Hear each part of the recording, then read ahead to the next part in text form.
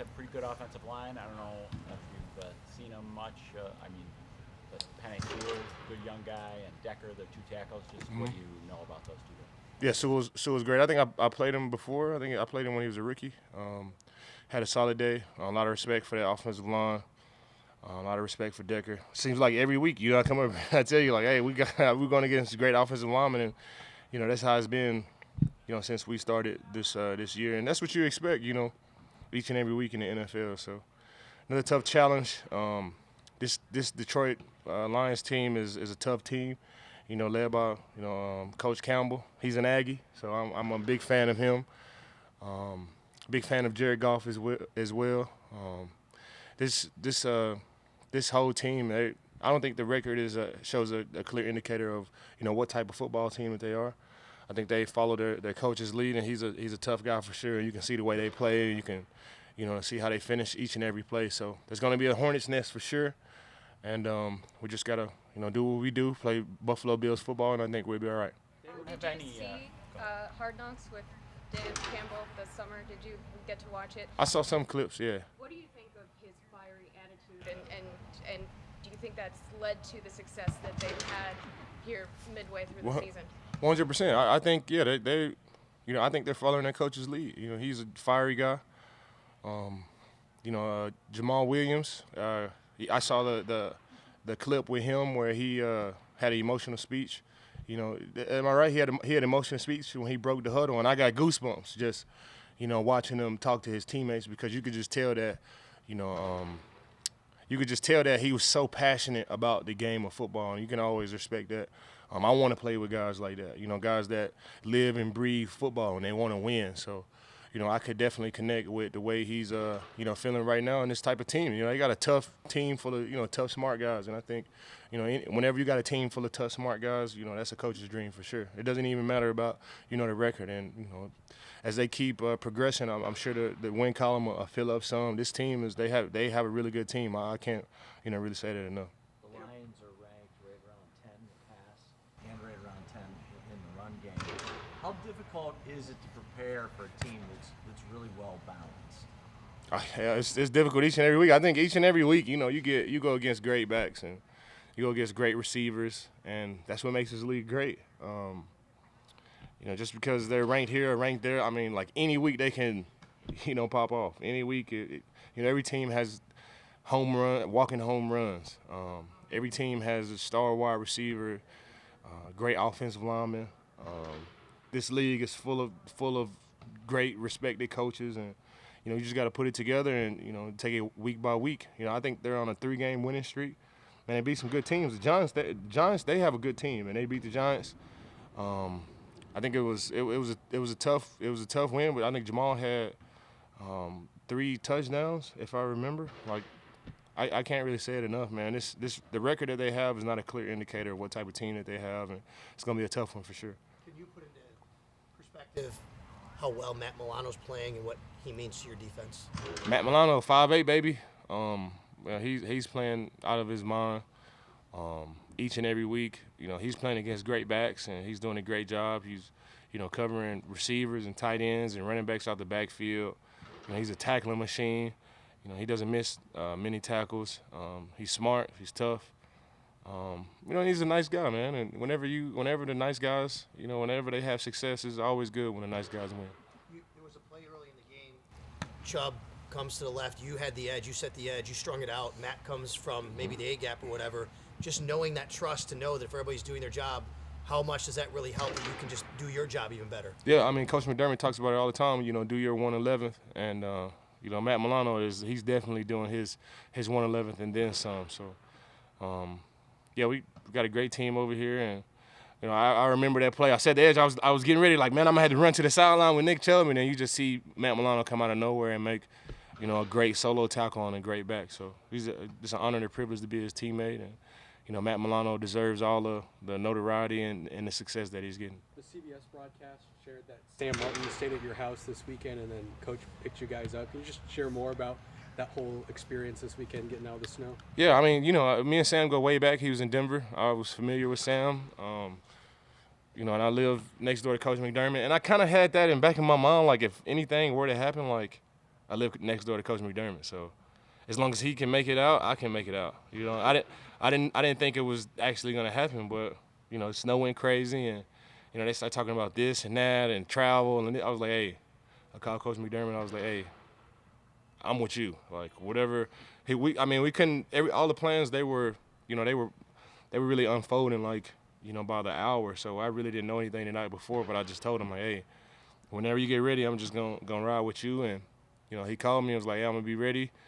I dug my way out to the street, and I just hopped in the car with Coach McDermott, and you know, Sam, that's my guy, man. And you know, it was good. We had a good day. We got on the golf simulator, hit some balls in a snowstorm. I mean, how about that? That's crazy, you know. And it just felt like a big sleepover, you know, me and my guy. And you know, next morning we get picked up by a teacher. So it was a great 24 hours for sure. AJ, Vanessa's dinged up. Rousseau has been out. Just kind of what has the injury effect of the injuries had on the D-line from your perspective? I mean, you know, I think it seems like every week we're dealing with, you know, some type of injury, and that's just part of the game. You know, everybody in the locker room is capable enough of making plays, and you know, everybody in the locker room has been the man at some point or another, and they can still be the man. So I have a lot of faith in all of those guys. You want to get AJ back, and you want to get Greg back, but all the guys we got in there, Shaq, Boogie, Mike Love, man, I'm more than excited for those guys to go out there and do their part for sure.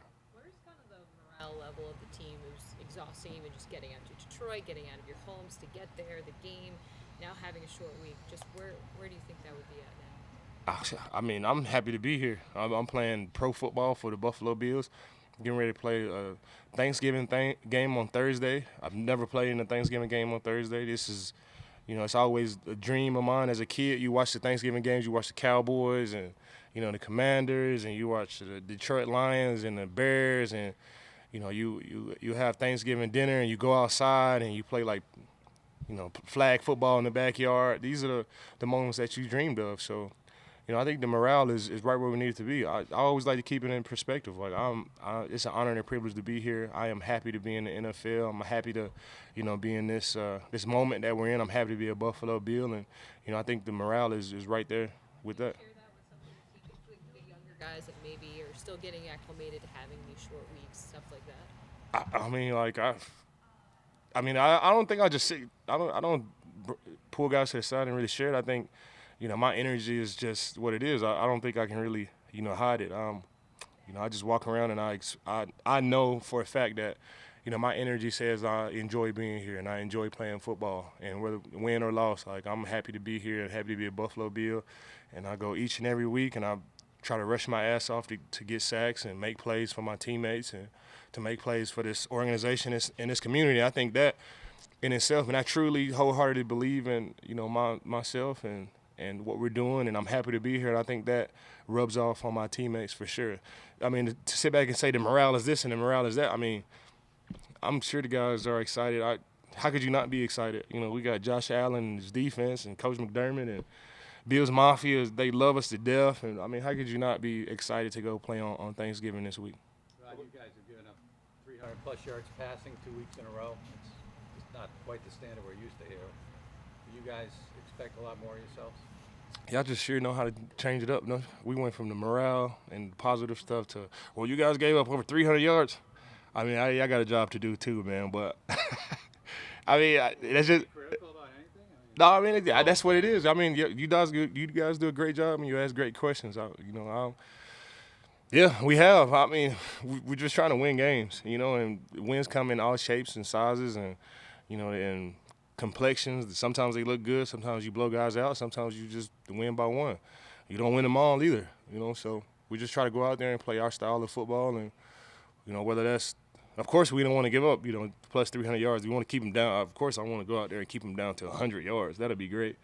But, you know, I think the league average is around 300 yards. If you keep them right at 300 yards, I mean, you'll be in the top five. You'll be in the top 5 passing each and every year. So we got another tough challenge this week. Jared Goff can certainly throw the ball. Got a great stable of wide receivers and running backs mixed in with that too. Tight ends are great. Offensive line blocks it up good. yeah, so it's going to be another tough challenge, and hopefully we can do our our part for sure. Can you expand on your impressions of Jared Goff? What have you seen from him on film this year?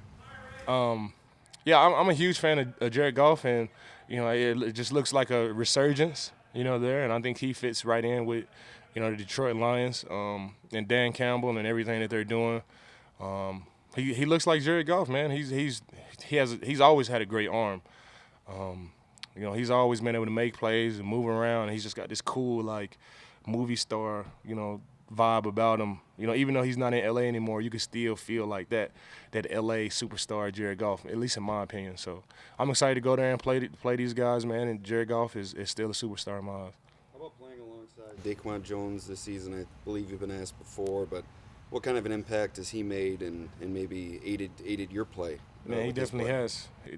Daquan Jones has definitely aided my play. He's, I think what do they call it? The guys in golf? The guys in hockey, the big tough guys the enforcer. Yeah, he's definitely the enforcer, and he doesn't. He hasn't had the sacks and the plays that everybody puts on repeat. But if you watch the film closely, man, he is killing guys. He's killing guys. It doesn't matter if it's 1-on-1, 2-on-2. He's killing these centers and these guards and he's killing everybody, man. It makes me feel comfortable knowing that I got an enforcer on the inside that I could just do my job, and Daquan is going to do more than his, and he's the tough guy in there. And we got not only him, but we got Jordan Phillips, another tough guy, Tim Settle, another tough guy, and Ed Oliver, another tough guy. So whenever I line up out there and I look to my right or look to my left and I see those guys, I feel extremely comfortable for sure.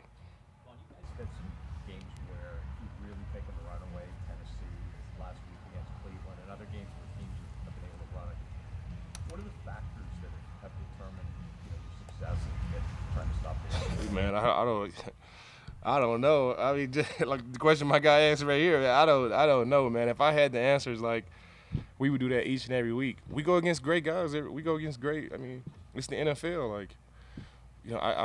I really don't know. I know we come in there each and every week, and we want to be great, and we want to have success on the football field. We want to go out there and win each and every week. Sometimes it doesn't happen. Sometimes it does. I really can't, really put my finger on why it does happen and why it doesn't. I know coming down this stretch we'll be a lot more consistent.